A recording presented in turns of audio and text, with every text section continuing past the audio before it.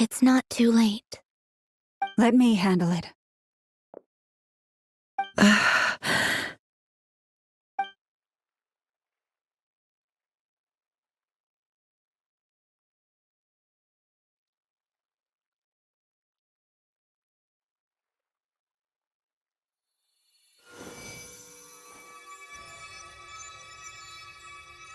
Miss Nefer, it's not like you to lose your composure. That was the most reckless thing I've ever seen you do. Reckless how? The situation was critical. Our lives were at stake. We had to do something. Even so. Okay. I guess you're right. Under the circumstances, it was a wise decision. You traded your eyes for an incredible victory. In business terms, I suppose that's a huge return on investment. I'd be hard-pressed to argue otherwise. Still, I don't like this outcome, and I don't want you to lose your sight for good.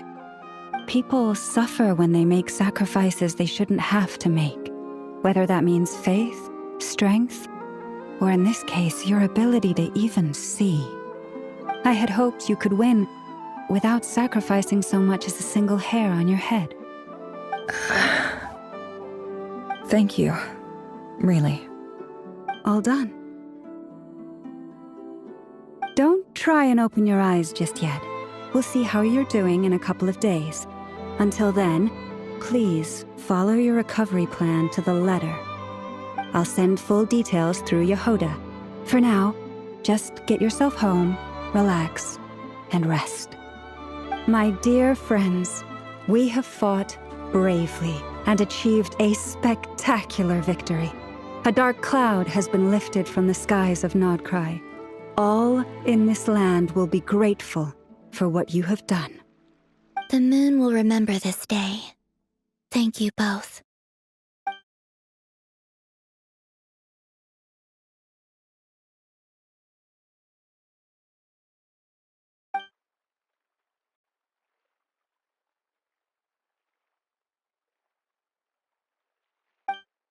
There's something I want to let you know.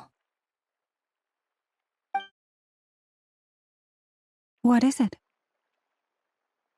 When Durin connected everyone's minds so I could access their powers, I also felt everything they felt. And since Nefer's eyes were injured, my eyes are hurting now too.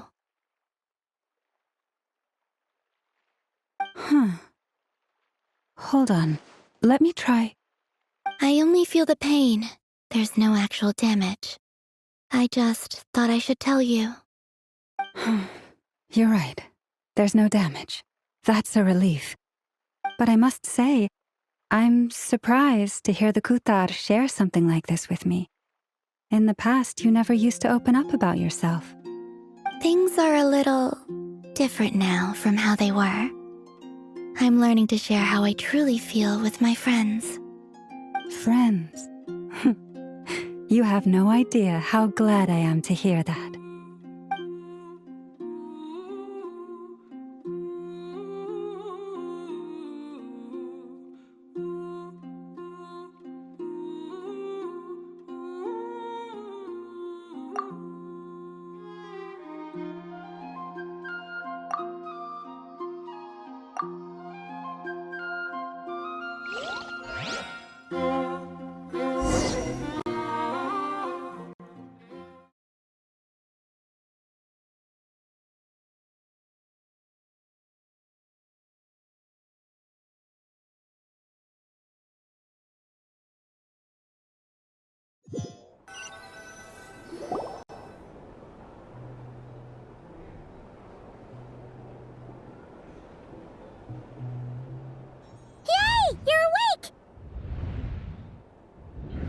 How are you feeling? Any aches and pains? Did you sleep well? I'm doing all right, Paimon. No need to worry about me. Phew, well that's good. Paimon's been sitting on the edge of the bed worrying about you for ages. You slept a whole day and night.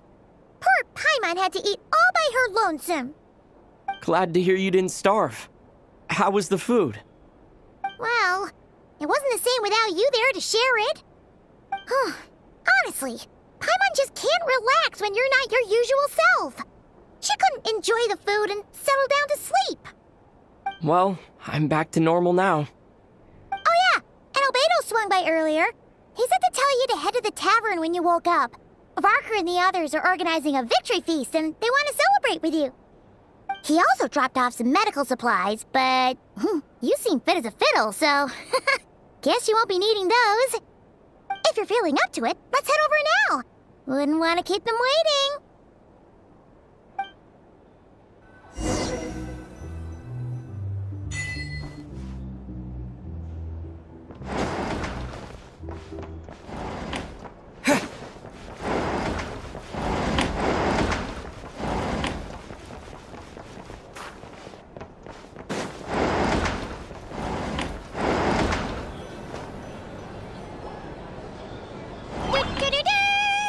We're here! Oh, Traveler and Paimon!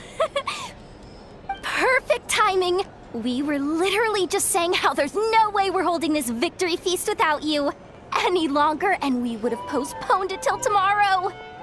How are you feeling today? Much better. Thanks. Don't worry about me. Relieved to hear it. If that changes, just let me know. Happy to check you over at any time. Yep, we're here for you. Anything you need, just let us know. Oh wait, where's Nefer? How are her eyes doing? Nefer's right over there. I'm sure she'd love to catch up with you.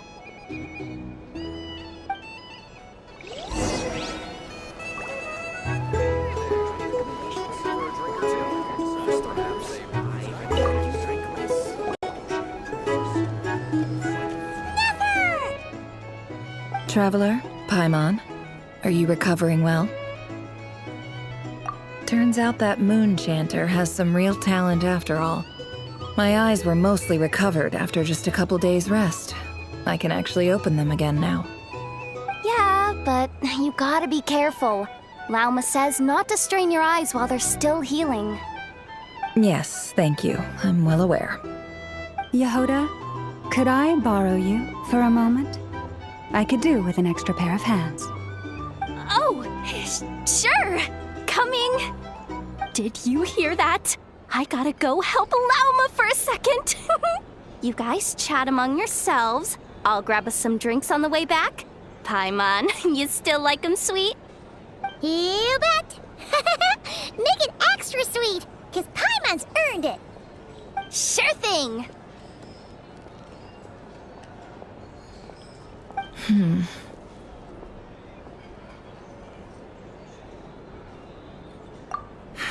The Raker of Solnari.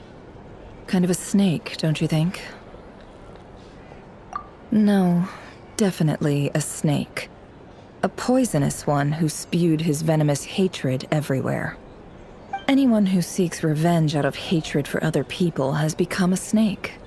That's something my dad used to say. Perhaps. I'm sure it sounds like a very wise and open-hearted perspective to your ears. But me? I think hatred is a perfectly justifiable emotion. What else is left when everything you depended on in life gets stripped away? Something's gotta fuel that drive to keep on living. If you're worried about me, you can nip that in the bud. I'm not someone who gets stuck in the past.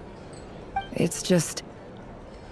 I suddenly feel like I was wrong to call my father a liar. He was just a fool. That's why the academia turned their back on him, and why the other tribes ganged up on him. Oh, Father. How much better things could have been if you were a skilled liar. Look at the Ibis King. Thoth is a fiendishly cunning liar. And yet, strangely, he feels more like a father to me than my real dad ever was. He's never brought it up, but I'd bet he feels the same way. Why else would he give me the power to perceive the truth, while at the same time training me in the art of deception? Well, King Deshret banished him to Aru, which is essentially a prison, and posed 3 questions to him. He promised that he'd have his freedom if he could find the answers. His response was to take on a physical form and approach me, hoping that I could become his envoy and search for one of the answers on his behalf. Did he really think I'd fall for that? He's stuck there. He can't make me return what he gave to me. So that's enough for you to decide he's nice, is it? He's a prisoner, and he was scared. So he decided to perform some good deeds to win people's approval. He lives in fear because he's a deceiver. How is Rerir any different? You can't work as a spy your whole life and expect a happy ending. It's preposterous. Yet I can't say I don't understand it. Liars live in the darkness of their own making, but it's still human nature to want to go on living. They say that a liar's soul is the most worthless thing in the world. What do you think?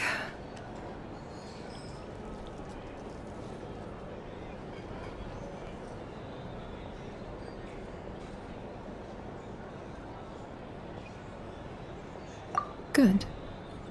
If you understand that, it means you're smart, and you see things objectively. If you ask me, the soul of a liar really is worth nothing, because all they care about is themselves. For example, when something good falls into my lap, I don't go sharing the news around. Stops other people trying to steal it from me.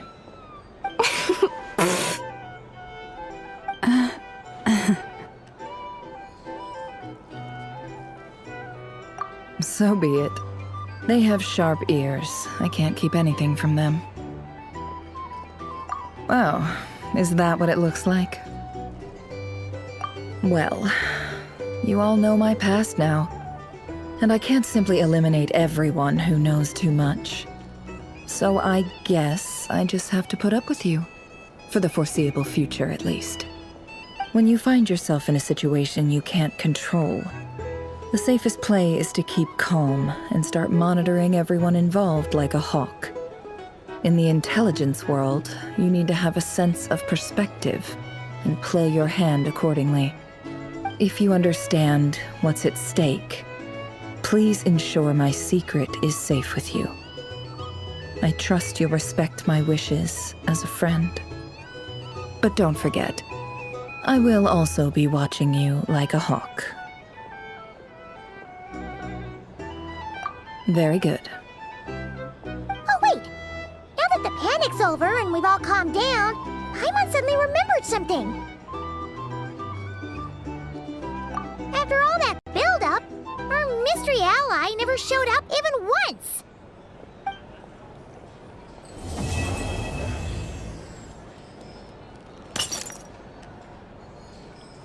Huh? Am I imagining things?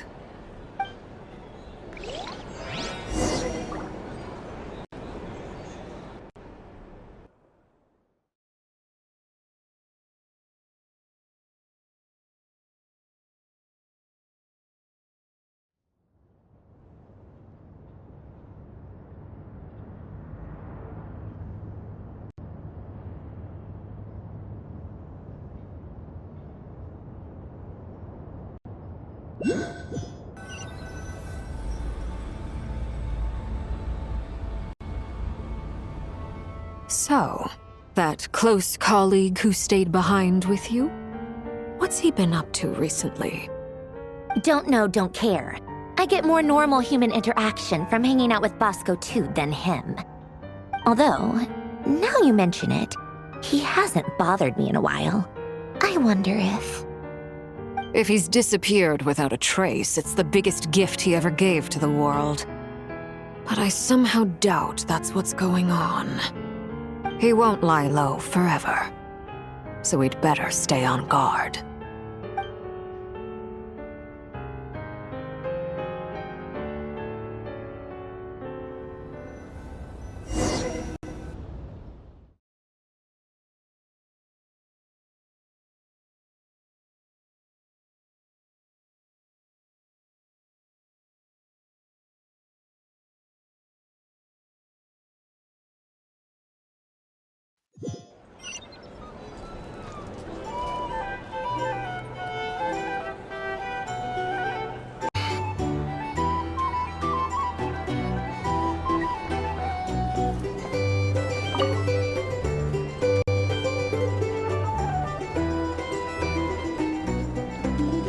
Ah, Lord Sangama Bay.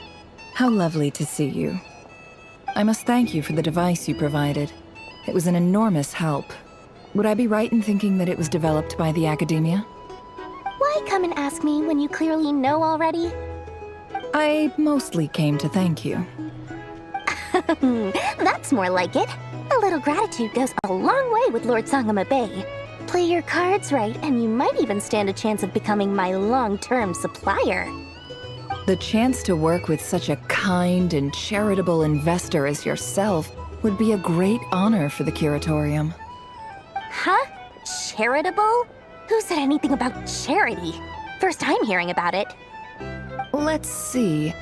The first plot of land you purchased in Nodcry, your desert interests, and... Stop! What do you think you're doing? Exposing my investment history! It's nothing to hide from. They're all perfectly legitimate investments. And some of the land you purchased was with the intent of building a sanctuary? Yes, I heard about that too. How did you... You're a curious case, Lord Sangama Bay. You don't like people finding out about your good deeds, do you? But I'm afraid no matter how hard you try to keep things under wraps, where there's a will, there's a way. You did it for Sumeru, didn't you? It was empty land that was gonna go to waste otherwise. I figured if I built something there, it might at least get some use in an emergency. Disasters are capricious things. They strike without any warning. I've lost family to a disaster before, and I don't want to lose any friends or business partners if I can help it. My elder sister used to dream of finding a sanctuary. Somewhere with plenty of food, water, and medicine. Where everyone could live happy lives. It was something I looked into, but after discussing things with the Dendro Archon, I decided on a more effective strategy. The tech people handled the tech, and Moneybags provided the Mora. It just made the most sense. It's a pity that so few people know the truth about you. Everyone says that you view everything in terms of Mora, and all you care about is growing your own wealth. So, what's the problem with that? Everyone wants to be rich. It's human nature. So yes, I love Mora, and it's nothing to be ashamed of. But surely you have dreams of your own beyond just making Mora. You don't get it, do you? My dream is to invest in other people's dreams. And, make a nice little slice for myself along the way. Just thinking about it makes me happy. That sweet, sweet sound of Mora. Thank you. For the device? And the pendant. Oh, that. I was just returning a favor. Don't worry about it. Seems like we've both been away from home for a very long time. Yeah. So long that I barely remember what my family even looked like. That would be your mother, father, and sister? Yeah, though it's been years since my sister passed away. It's not like I want to forget them, obviously, but memory can be even more ruthless than the most calculating business person. Beyond a certain point, if something isn't helping you, it just gets rid of it. My sister can't help me now. Slowly but surely, her face is fading from my mind's eye. It's become a vague impression. Not everything will fade. When loved ones pass away, the beautiful memories are the ones that last the longest. Yeah, that's true. If you ask me, that's the one silver lining in all of it. Well, that, plus, I'm sure that life is much better now than it was back then. Oh, absolutely. I have tons of Mora, a big beautiful house, business is booming, and I'm as happy as can be. You've got a lot going for you too. Boss of the Curatorium of Secrets? I'm sure there's plenty of Mora to be made in that line of work. I appreciate the vote of confidence.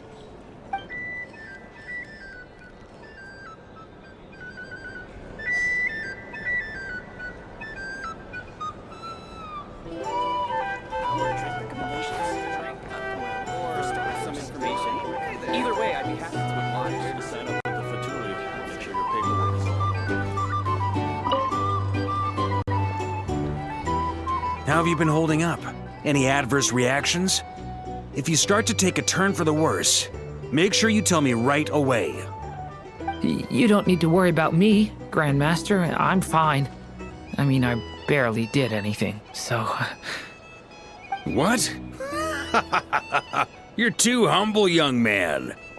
You played an indispensable role in the battle for Nodcry. We can't thank you enough for your support. Sometimes, when people praise you, it's because you deserve it. The best thing is to accept it calmly and with grace.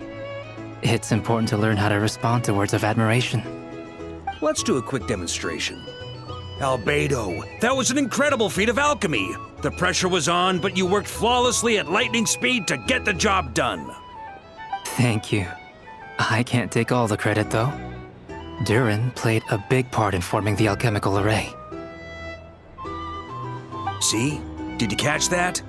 A masterclass in how to take a compliment. Okay, yeah, I did work pretty hard to help prepare for the battle. No point denying that. Hey, you guys! Hey, look who's bounced back. Looking good, traveler. Seems like you've recovered. You won't need to take any more medication. Can I get you a drink? Huh? You know how to order at a bar now? You've sure learned a lot recently. Handling a drinks order is ridiculously simple compared to alchemy. Don't worry, I'll blend into society yet. Paimon believes it. You're clearly a fast learner, just like your brother. To be totally honest, though, Paimon didn't quite follow all the details when you first explained the plan to us. Don't worry, that's completely understandable. Unless you're a student of alchemy, it's hard to grasp the principle and how the process works. To put it in the simplest terms, we saw how our enemy stole the power of Kuvaki. And that gave us the idea of stealing his power to turn it against him. When facing an enemy you have no hope of defeating, it's best not to engage them in battle. So, instead of looking for a way to overpower him, we decided to help Columbina get strong enough to at least stand up to him in a fight. For this to work, we had to analyze his modes of attack, confirm who his main target was, and make sure that he wouldn't go beyond the range of the alchemical array. For added security, we prepared a total of 4 arrays. But to mitigate the impact of the battle, we identified one location in particular as the ideal spot, which is where the confrontation took place. The alchemical array absorbed his abyssal power. Then Durin processed it to render it usable by Columbina. That power enabled her to do what would otherwise have been nigh on impossible. What surprised me was that Dainsleif actually agreed to join us. Given his history with Rerir, he had every right to sit this one out. But we're extremely grateful for the decision he made. It must have been a painful choice to make. But I'm sure that making a decision was far better for him than staying in limbo. Absolutely. He was torn between 2 paths, but in the end, he made his choice and stuck to it resolutely. He doesn't strike me as the sort of person who'd stay trapped in limbo for long. Anyway, however you cut it, everyone gave a stellar performance. And now, it's time to kick back and celebrate.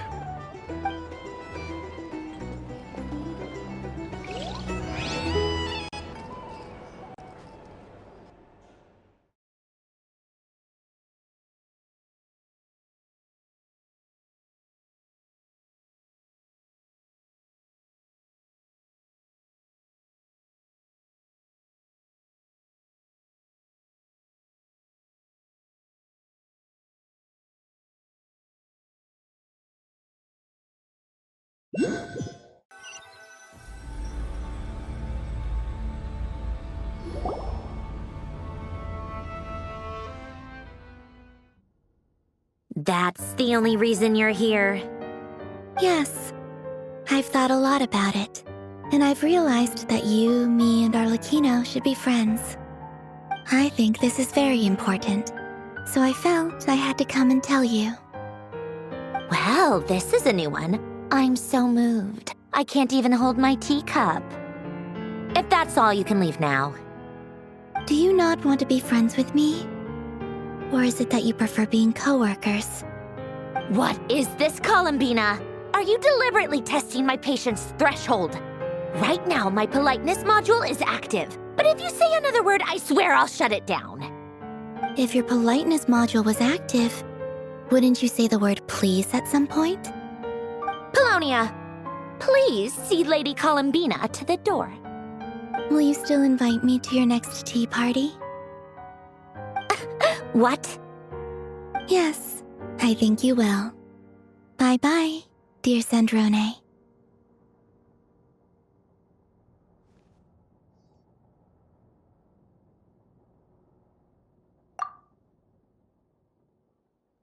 Last time, the Wild Hunt escorted you out. Would you rather I handled it myself this time? We just wanted to, see how you were doing now that it's all over. Why? Out of concern for my safety? I hope you didn't seriously think that the Rayhir of Solnari would be able to lay so much as a finger upon me, given how prepared I was. Mostly because you kind of helped us out, so we just wanted to check you were okay. Looks like all your robots are fixed, huh? Oh, don't you worry about that. Tea time is already a write-off. The visitor before you managed to kill my appetite. If you're in the mood for tea, go ahead and help yourself. Otherwise, it's going to waste. My coasters are still missing in action, though. Use this notebook instead. Whoa! Pretty hefty notebook. Look at all those calculations. You can ignore those. They're just dumb scribblings. I doodle and write in my free time. Sometimes I remember the distant, dreamlike past. Sometimes I imagine the far-flung future. And other times, I grit my teeth and note down all the crazy nonsense going on in the present. Some people do the crosswords in the newspaper. This is my equivalent of that. Trying to predict the future is like daydreaming, and writing about the present just makes me furious. The past is my favorite. If nothing else, it's already set in stone, so I don't have to rack my brains trying to figure it all out. Huh. Although, having said that, the only vaguely interesting memory in my past is probably that guy they call Lord Artificer. Who else? Pretty much all the mecha in Fontaine are his personal handiwork. Wait, are you saying you know him? Like, personally? As a friend? I mean, I guess we were friendly enough. Yep. In fact, I'm probably the only normal person left who knew him at all. We used to chat occasionally back when he was still around. Before he passed away, he asked me to destroy all his manuscripts. I honored his request, but I did read through everything first before destroying them. I mean, I couldn't let the genius of Lord Artificer Alain Guillotin disappear like that. Would have been such a waste. So, that's where the formulas in your notebook are from? I just told you. Those are my equivalent of crossword puzzles. They're just dumb formulas that I solve for fun when I'm bored. Alain's work was like epic poetry. The formulas in my notebook are just silly little riddles in comparison. Not that there's anything bad about them. I mean, at least, solving those riddles isn't going to hurt anyone. Except me, 'cause I lose a few brain cells in the process. Anyway, while we're on the topic, I might as well tell you about what happened to him and his friends. Alain Guillotin had two close buddies, Renee and Jacob. They spent their childhood years together in the Narzissenkreuz Institute. They were all quite competitive, so there was some rivalry between them, but it was a friendly rivalry. But beneath the friendship and the rivalry ran something deeper, a sense of nostalgia for the past. Unfortunately, Childhood would end, the prophecy would come true, the apocalypse would arrive, and the future would never be. A mad dream that would normally only capture the minds of lunatics begin to take root in their hearts. A dream of saving the world. And if Renee and Alain had been people of lesser wits, that dream would probably have ended up as something for them to joke about in their older years. But alas, they were some of the sharpest minds around. They nurtured that dream with the full power of their intellect, and it grew into something that ate away at their souls. The first of them to fall under its spell was Renee. Against Alain's wishes, he persisted in experimenting on a mutual friend of theirs to try and save their life. Alain did not approve and parted ways with Renee. It's complicated. Alain wanted to believe that Renee only did what he did for the sake of their friendship. But when he told me about what happened, I could tell he still had some suspicions about Renee's motives. Perhaps the seed that would grow into a nightmare had already sprouted in Renee's mind. Even then, the next time they met, Renee's soul had been completely engulfed by the dream of salvation. His futile attempt to change the tide of fate only resulted in a wave that swallowed up the world, even before the apocalypse came. And although that wave died down eventually, I hear that it just recently came back with a vengeance. As I understand, Renee wanted to live out his dream of salvation once more. But I'm told that the attempted resurgence finally died out for good. At long last, Renee awoke from his deluded dream. Though of course by then it was far too late. What do you think of Renee? Do you admire his transcendent genius? His view that any price was worth paying to achieve the lofty goal of saving the world? Or do you despise him? Dismiss him as an evil madman who wrought havoc on the lives of everyone around him as he pursued his delusional dream? Same difference, really. Just a matter of perspective.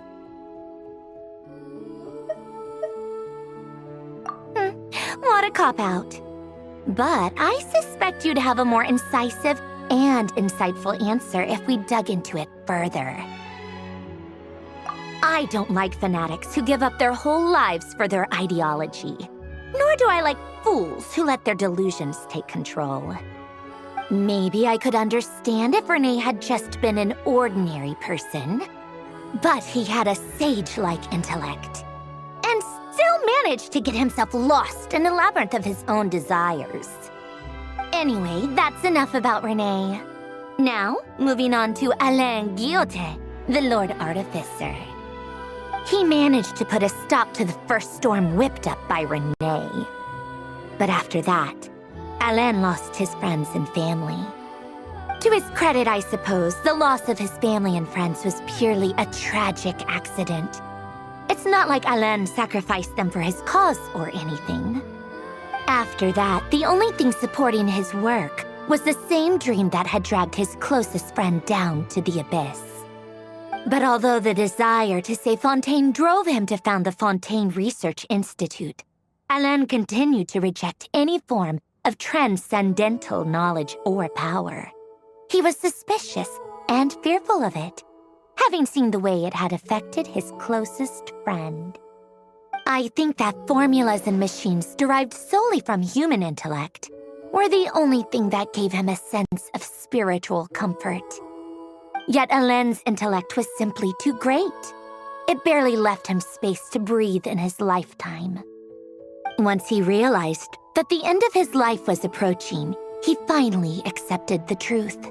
The Nazissenkreuz Institute needed someone, and a human being, to see its story through to the end.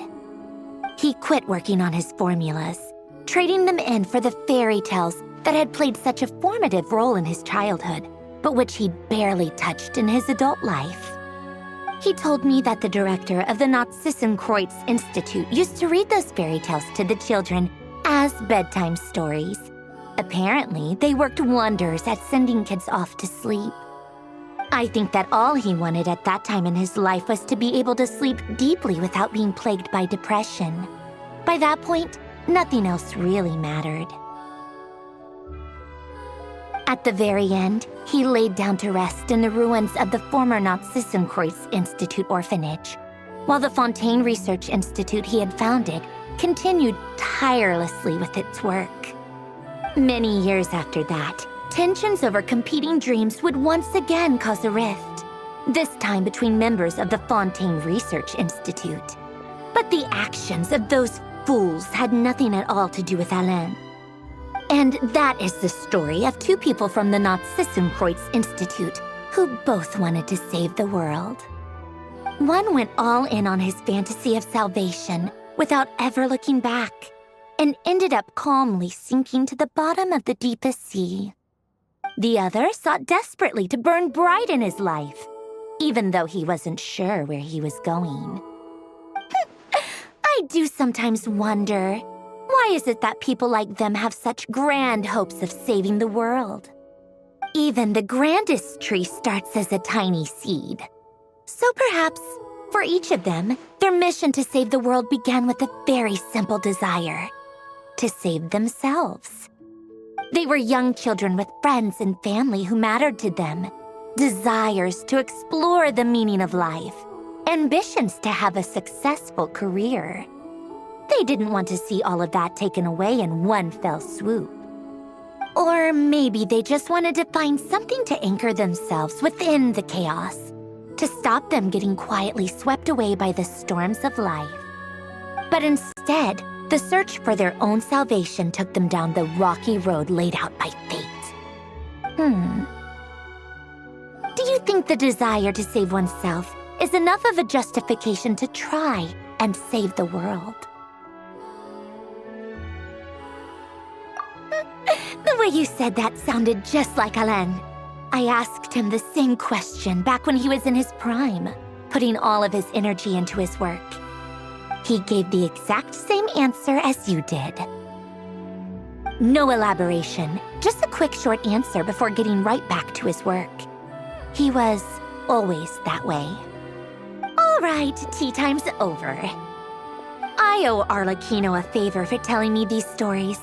I'll have to bring a whole sack of gifts the next time I visit the House of the Hearth. I'm gonna go tinker with Polonia now. You guys can do whatever you want, as long as it doesn't involve interrupting me. Polonia, exit hibernation mode. Begin diagnostics.